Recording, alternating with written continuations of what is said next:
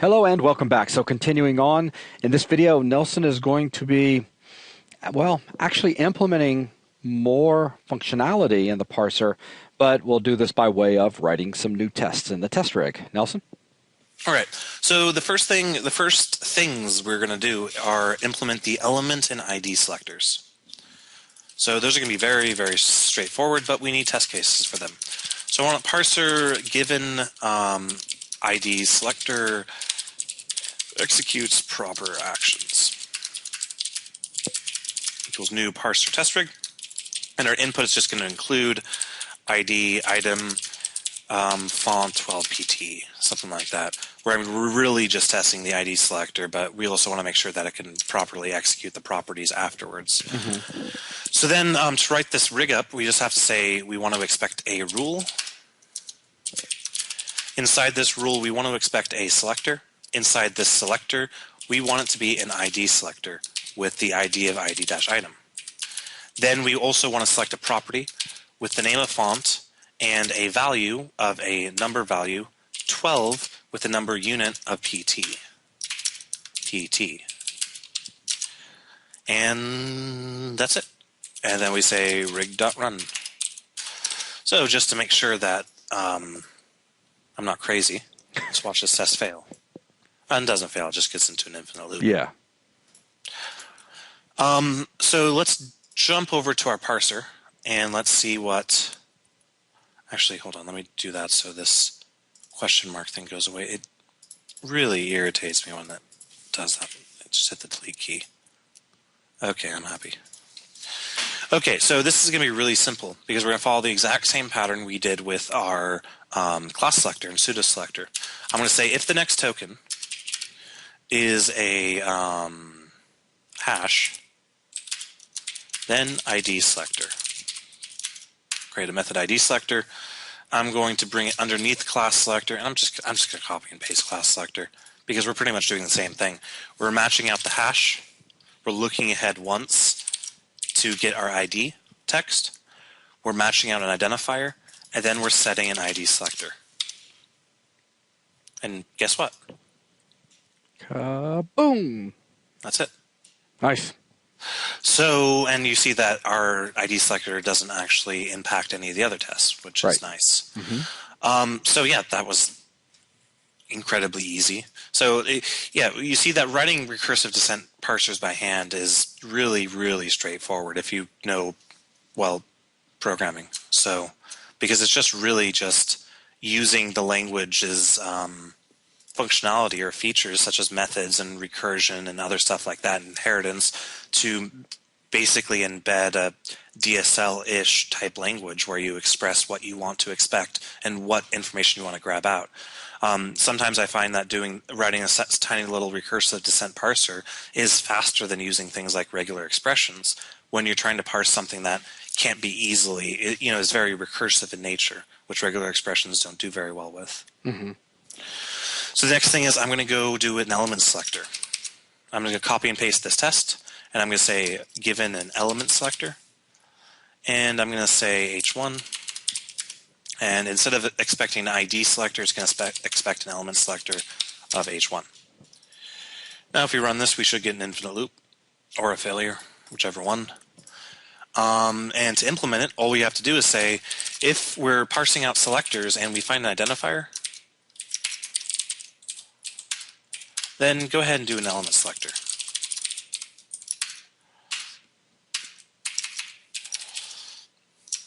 Bring this below our ID selector. And we're going to basically say var element equals, because remember, we're sitting on an identifier at the moment. So we want to grab that out immediately. Then we want to match it out, make it go away. And then we will just say selector builder dot set element selector and pass an element.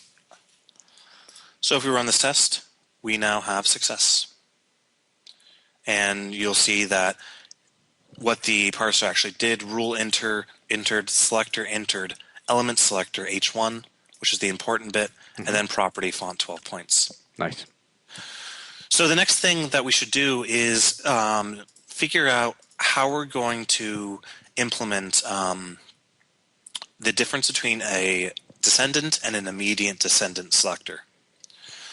So I'm going to say given selector with immediate descendant relationship executes proper actions. I'm going to say h1 greater than, so immediate descendant.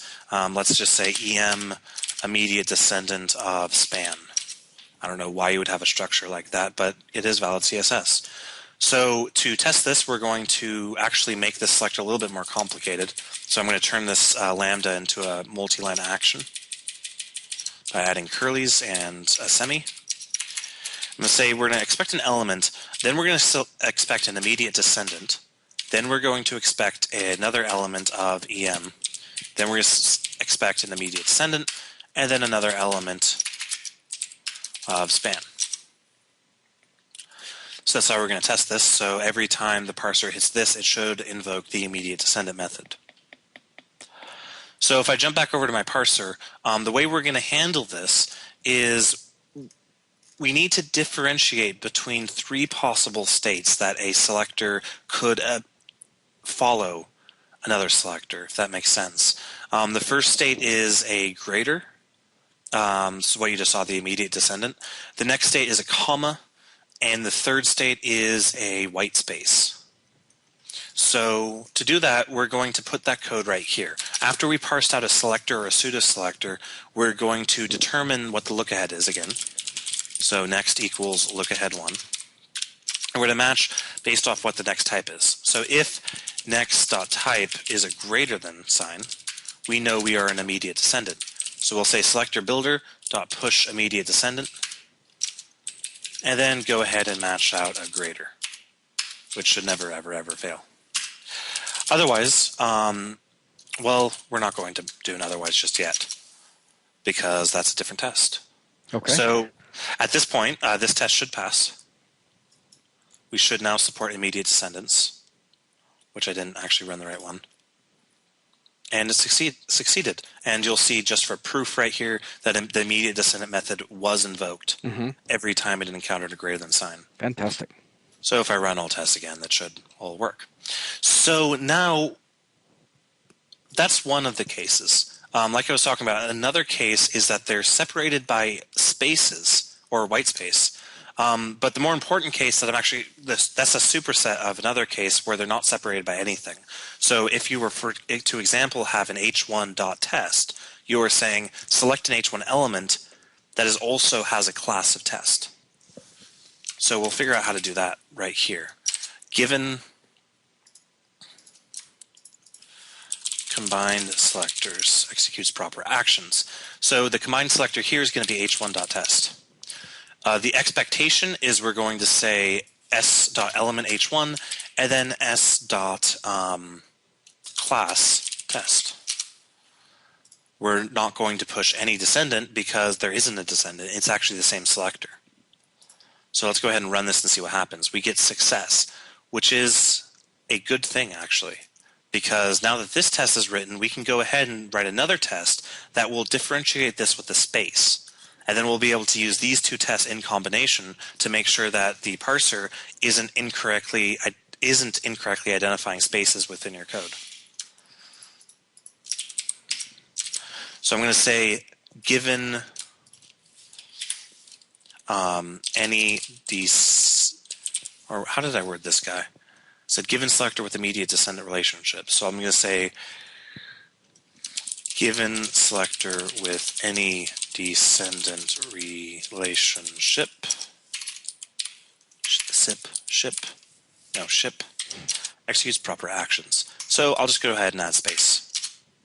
And what should happen is we should now get any descendant invoked before the next thing so that our environment knows to separate these two selectors instead of combining them. Now if I go ahead and run this test, you'll see something interesting. It fails. What happens is it actually wants to do a element selector and then an immediate or a nothing selector. It doesn't know what to do with the white space because the white space is ignored at the lexer level. So the parser doesn't know that there's white space there, so it treats this code just like it treats this code. There's no difference to the parser. And we want to sort of inject, we want to cheat and inject some logic that does determine if there is white space that we care about. And because, well, I'm the one implementing this, and it's not like I have to work with Antler's implementation of a token, even though you can override that, but that's irrelevant. I'm going to go ahead and kind of cheat. I'm going to go into my token class, and I'm going to add a property, a computed property called follows whitespace.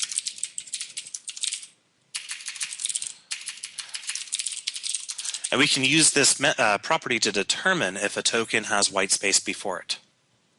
So I'm going to say return start greater than 0 and char.is whitespace input start -1. So this will just look at the input stream, pull out the character that's before the start of this token. Of course, if this is the first token, then we don't want to do this and we just want to turn false. And then it determines if it's whitespace by passing it to the built-in character.is whitespace method.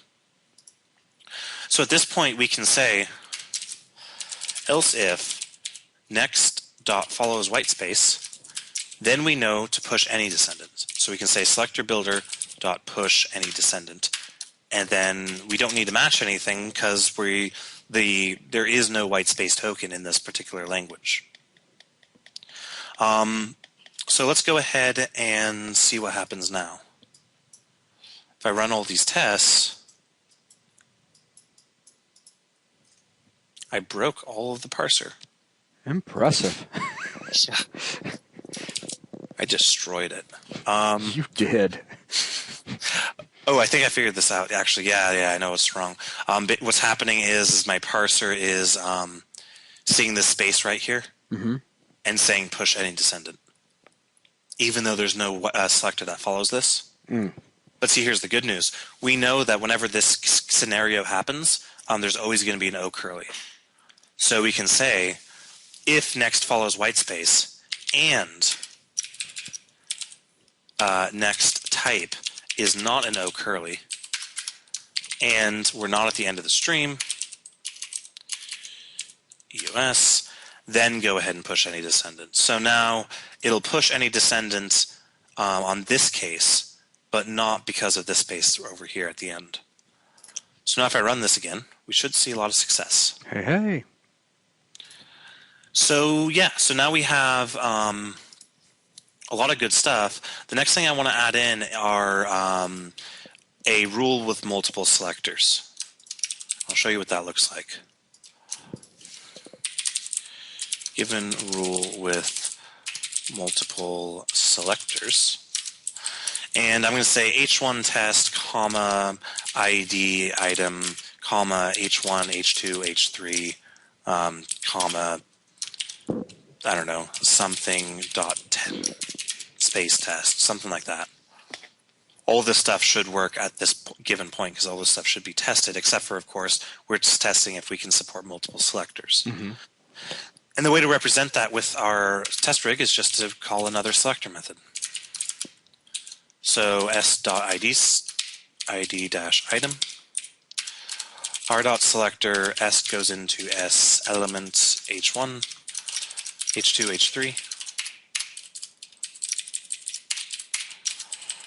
And then we'll have a little bit of more complex selector at the end here, because it's going to be s.id something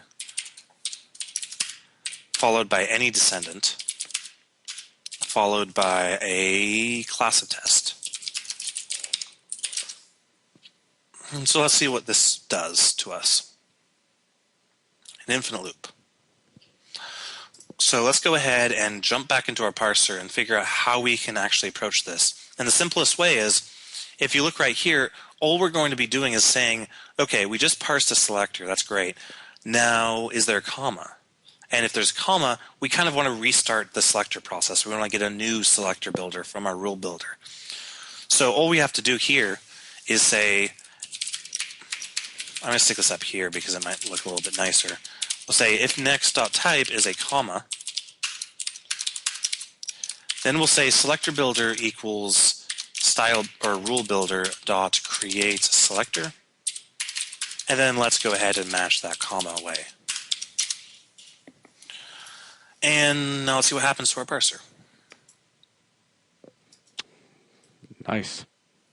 Success on everything. So if we say we're given, where did I put that thing? Given rule with multiple selectors. So you'll see right here that all of our selectors, selector entered, selector entered, selector entered, and so on, is actually matched properly. So we're getting pretty close to the end here. We have all the different property types that we want to support. We have all the different selector types that we want to support. We have multiple selectors, combined selectors, and a lot of good stuff. Now, I want to go ahead and write one more test, and I'm just going to throw a lot of stuff at it, just a lot of random stuff, everything that I can think of. Okay. Just as a sort of, just for fun, I guess. Now that we've tested every individual piece of the system, let's go ahead and see what happens when we throw a ton of stuff at it. Given lots of stuff. Best name ever. Yeah, well, I mean, this test isn't really about No, I know. testing anything specific. It's just for fun, just to see if, just to prove that we got something that works pretty well. I'm going to break this out into multiple lines, and I don't know, we can do like page wrap and then give it like a width of 100%.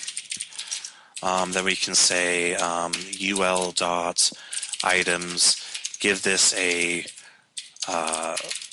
list style of none, a padding of 0 pixels, a margin of 0 pixels, a border bottom of 2 pixels, solid black. Ooh, that's a good point. We'll figure that out. Ignore me.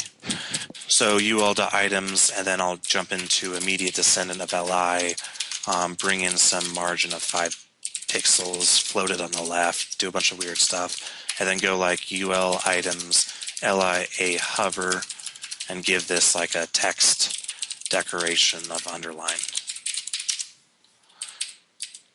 So yeah, we are selecting off everything except for IDs. So let's go ahead and say stuff. And stuff is going to have a font of 12 points. So yeah, so that's a nice looking style sheet we got there. And now let's go ahead and tell the rig what to expect. So we'll start out with the rule, rig.rule. The rule is going to have a selector of class and page wrap. The rule is also going to have a property of width and a new number value of 100%. Then the rig is going to have another rule with a selector of ID and stuff. And it's just going to have one property, and that property is going to be font with a new number value of 12 points. No, 12 points. Then we're going to have a rule, another rule. This rule is going to have a little bit of more complex selector. That selector is going to start out with an element selector of UL and then end with a class selector of items. And this is going to be the fun part. All right, so we have a property of list style with an identifier of none. That's not how you spell style. That's not how you spell style either. And then we'll add a property of padding, which has a new number value of 0 and pixels. And then we'll add a property of margin, which has a new number value of 0 and pixels. And then we'll have a property of border bottom, which has a new number value of 2 pixels and a new identifier value of solid, and then another new identifier value of black. And then that's it for that rule. So let's go ahead and add another rule for our LIs. So that's going to be our selector, This selector is going to start off with an element selector of UL. Then it's going to be a class selector of items. Then it's going to be have an immediate descendant of a element selector of li.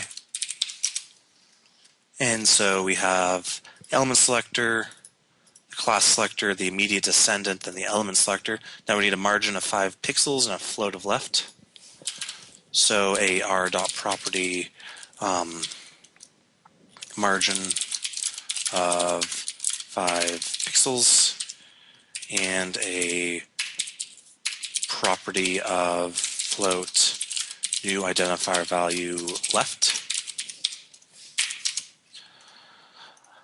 And then finally, we will do another slightly more complex rule. I'm just going to copy and paste this one because the selector is so similar. So we start off with that selector, then we jump into an any descendant and element selector with the hover pseudo state. So we'll jump into an any descendant, an element selector of type A, and then a pseudo of type hover. Finally, we'll just do S or r.property, and the property we're setting is text decoration to underline. To new identifier value underline. So that was fun. Alrighty, let's go ahead and run the rig and see if we have any glaring issues with our code. Okay. Failed. There's a good chance I actually typed that. Where did you go? There you went. Good chance I typed some of these things in. So let's go over this one. Where does it fail?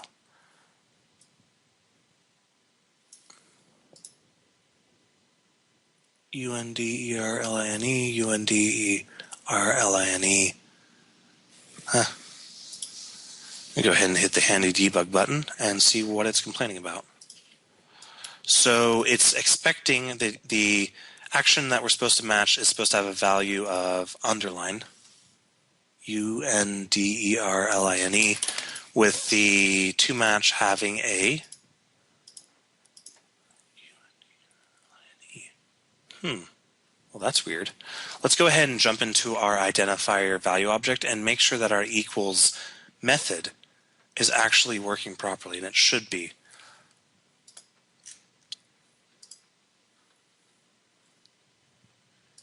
So that's not a spelling mistake, is it?